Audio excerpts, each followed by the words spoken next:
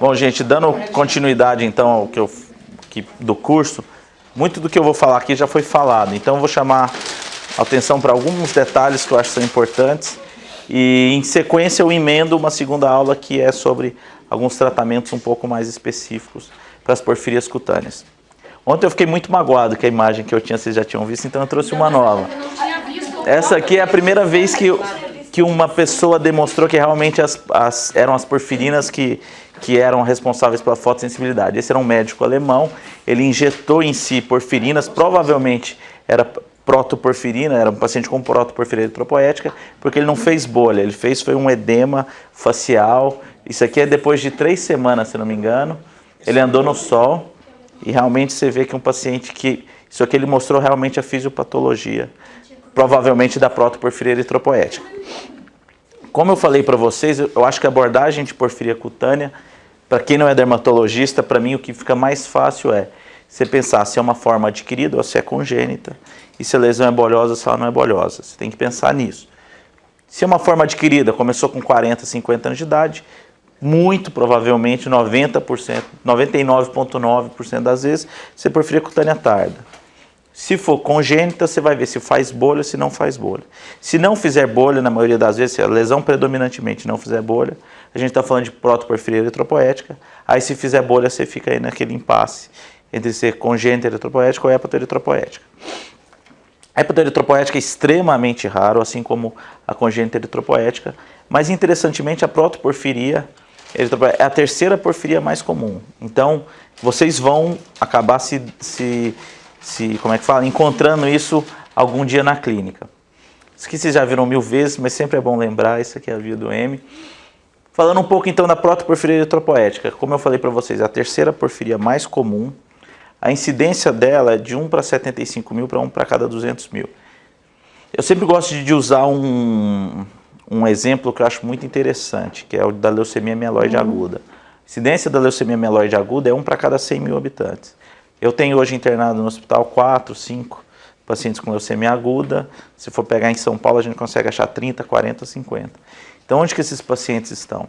Essa que é o grande desafio, fazer esse diagnóstico.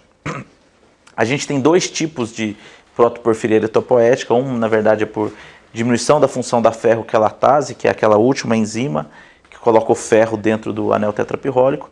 Mas a gente tem um tipo que é ligado ao X, que na verdade é pelo ganho da função da ALA2 sintase. Eu vou explicar isso para vocês um pouco mais para frente na parte da genética.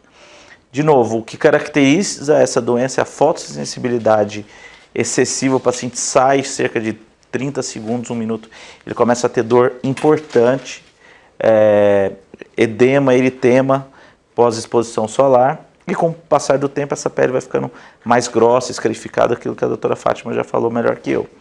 Tá? O que chama atenção aqui, de novo, é a raridade das bolhas. Do ponto de vista genético, então, a gente tem alguns tipos é muito difícil, a gente estava no congresso lá, teve uma discussão bem acalorada sobre como você classificar a origem disso aqui. Por quê?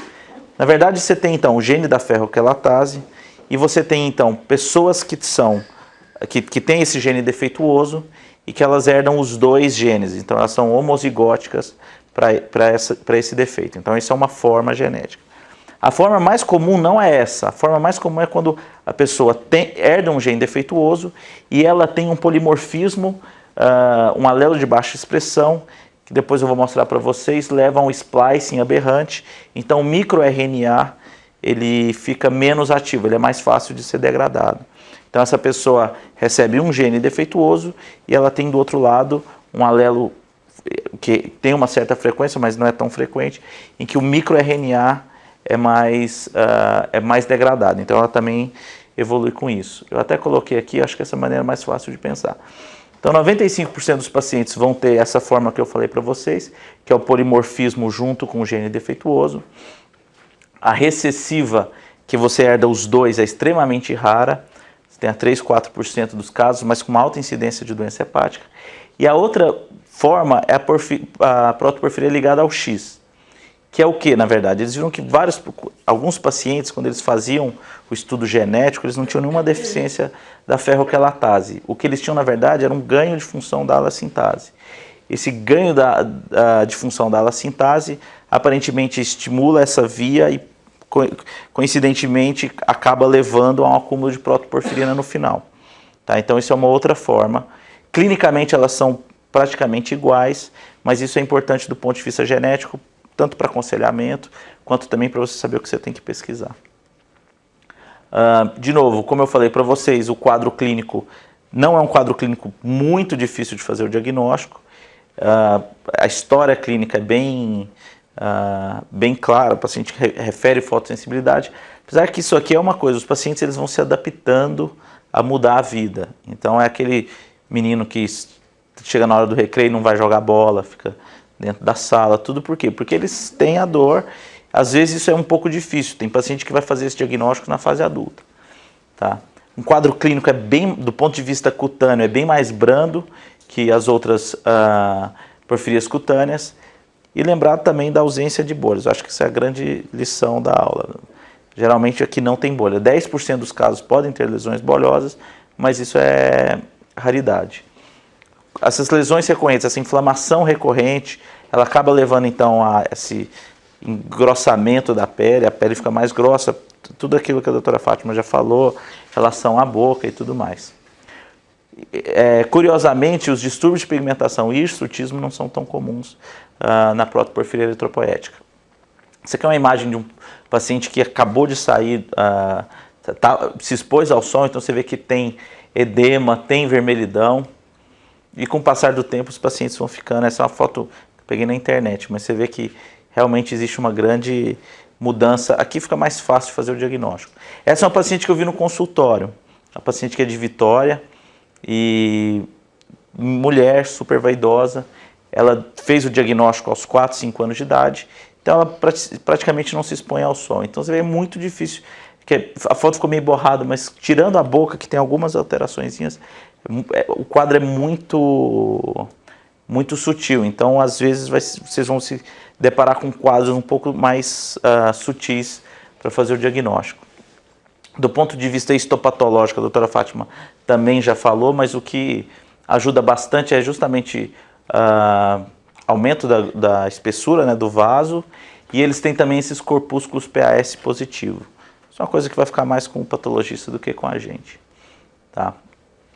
Qual que é a grande sacada daqui? O diagnóstico laboratorial é muito difícil. Tá? Então, como eu mostrei para vocês ontem, com o passar da síntese do M, você deixa de ter produtos que são hidrossolúveis para ter lipossolúveis. Aqui praticamente é uma protoporfirina extremamente lipossolúvel. Então se você pesquisar na urina, geralmente a urina vai vir normal, com algumas exceções que eu vou falar para vocês depois. Você pode ter aumento de porfirinas plasmáticas e fecais, isso depende do laboratório que vai ver. O diagnóstico mais importante, ou o que realmente fecha o diagnóstico, é a presença da protoporfiria eritrocitária livre. Esse é um problema, que a gente não tem isso no Brasil.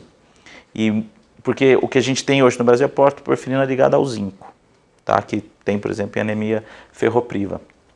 Inclusive nos Estados Unidos isso é um problema. Por exemplo, a Mayo Clinic, né, que faz errado, né, eles fazem uma porcentagem ligada ao zinco. Então, geralmente eu mando só para o laboratório da UTMB, que é do Dr. Anderson, que eu sei que eles fazem direitinho.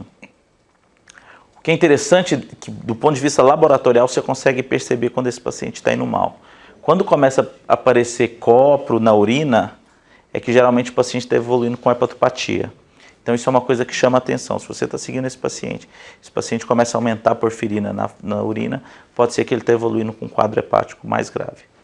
Esses pacientes eles também apresentam uma anemia microcítica com ferro baixo. E eu achei interessante isso, eu nunca fiz isso, mas que as hemácias são fluorescentes à lâmpada de Wood. Então se alguém algum dia tiver uma lâmpada de Wood, não tiver como fazer um outro diagnóstico, talvez seja uma coisa que ajude. Bom, mas qual que é a importância então da protoporfiria eritropoética? A principal complicação são as complicações hepáticas.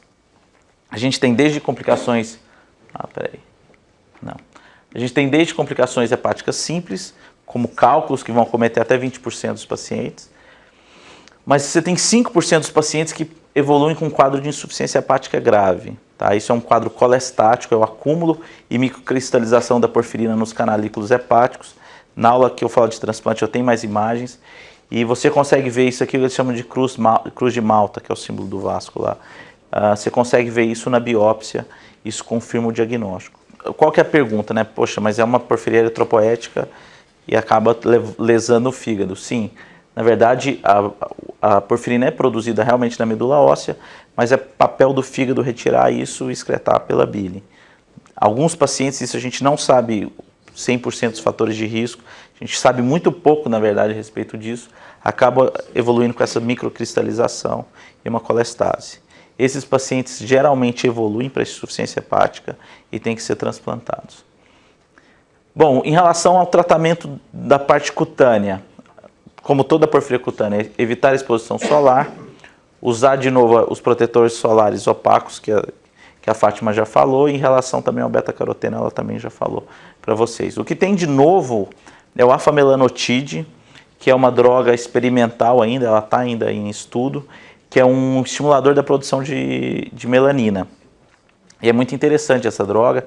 Esse é um estudo que eles publicaram no New England, que eles fizeram um teste de tolerância à luz com os pacientes. São 10 pacientes, e eles fizeram o teste que era como se fosse um bambolê assim, de luz. E a pessoa tinha que pôr a mão lá dentro e esperar. E aí eles colocaram o tempo máximo 15 minutos. Se tolerou 15 minutos, está bem, pode tirar sem problema. E eles fizeram pré-colocação do afamelanotide, que é um bastãozinho subcutâneo, e depois eles fizeram pós. Então você vê um paciente aqui que mal tolerava 3 minutos, esse foi a melhor resposta. 30 dias depois já estava tolerando 15 minutos e poderia até tolerar mais, mas aqui com 15 minutos eles paravam. E a outra coisa que eles fizeram é dosar por cromatografia a concentração de melanina na pele. Eles viram também que existe um aumento de melanina. E hoje a gente tem um estudo fase 3 em andamento. Eles estão tendo muita dificuldade nesse estudo. Além de ser uma doença rara, primeira coisa, eles começaram fazendo como duplo cego. E não é duplo cego, porque um mês depois chega um bronzeado, o outro não bronzeado. Então automaticamente deixa de ser duplo cego. O segundo problema é que esses pacientes são pacientes que passaram a vida inteira adaptando a vida a ficar longe do sol. Então é a pessoa que sai, o carro é protegido, trabalha num lugar que não pega sol, não faz praticamente nenhuma atividade outdoor, fora assim, ao ar livre. E esses pacientes saíam muito pouco para se expor ao sol. Então a gente até participou de uma discussão de como poderia estimular essas pessoas a saírem para o sol, para ver se eles toleravam mais, fazer uma viagem para a praia, vamos para a praia todo mundo. Mas eles estão tendo dificuldade nisso, mas essa droga deve ser aprovada. É interessante, essa droga, na verdade, ela tem muitas outras funções, ela tem inclusive, um dos medos que se tinha com isso era o aumento de melanoma, mas na verdade não, ela tem um fator protetor com melanoma. Então já é inclusive uma das possíveis utilizações em pacientes de alto risco para melanoma utilizar essa droga. A primeira vez que foi publicada alguma coisa dessa droga no Brasil, acho que foi na Cláudia, falando sobre isso aí. Mas enfim, é uma... Não, porque a protoporfiria eritropoética é a única que a melanina consegue absorver no tamanho de onda, entendeu? Então, por isso que o beta-caroteno funciona mais nessa do que nas outras, porque esse aumento da pigmentação consegue bloquear pelo tamanho de onda. Eu não acho que vai ter... Posso estar falando besteira. Mas não, você sabe que eu estava lendo, tem um artigo de revisão sobre eles chamam de peptídeos estimuladores de produção de melatonina. Na verdade, começou bem antes, cara. Começou como outros peptídeos para mexer em vias celulares. Exatamente. Acharam via de melanina e aí depois que foi virar a droga, entendeu? E aí, obviamente, eles acharam uma doença que fazia muito mais fácil... Não, é um bastãozinho subcutâneo. Como se fosse aqueles anticoncepcionais, sabe? Totalmente implantáveis. Bom, em relação às complicações hepáticas, aquela paciente que eu mostrei para vocês, apesar do quadro cutâneo ser extremamente benigno, ela tem um quadro hepático muito grave. Ela tem, inclusive, indicação de transplante hepático, só que ela sumiu. A mãe pegou ela e foi embora. Não tem muita coisa para fazer do ponto de vista clínico. Já se tentaram colestiramina sem resultados bons, carvão ativado, isso tudo na tentativa de quelar esses microcálculos ou retirar da circulação enterohepática a porfirina, mas a eficácia é muito questionável. E o que a gente tem de possibilidade, que eu vou falar na próxima aula, é o transplante hepático.